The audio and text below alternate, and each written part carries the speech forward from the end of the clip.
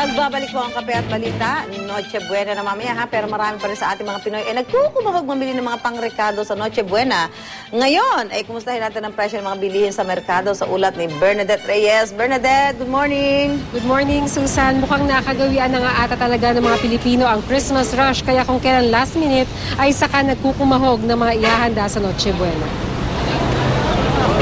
Kumpara sa ordinaryong araw, mas marami ang namimili dito sa Mega Q-Mart sa Quezon City para mamili ng mga panghanda sa Noche Buena. Pero kung ikukumpara noong mga nakalipas na taon sa ganitong panahon, mas konti ang mga namimili ngayon. Hindi naman nagbago ang presyo ng karamihan sa mga bilihin. Ang karne ng baboy naglalaro sa 165 hanggang 170 pesos. Ang manok, 135 hanggang 140 kada kilo.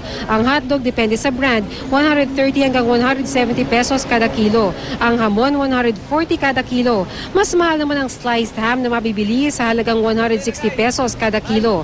Mas mahal naman kumpara sa mga groceries at supermarket ang mga pansahog sa salad, spaghetti at pansit. Ang spaghetti noodles halimbawa, 60 hanggang 105 pesos ang kilo. Ang isang kilong spaghetti sauce, 85 pesos. Tumaas naman ang presyo ng fruit cocktail. Dati 190 pesos ang pinakamalaki, ngayon 195 pesos na. Tumaas din ang presyo ng bihon. Dating 58 pesos, ngayon 60 pesos na ang kilo.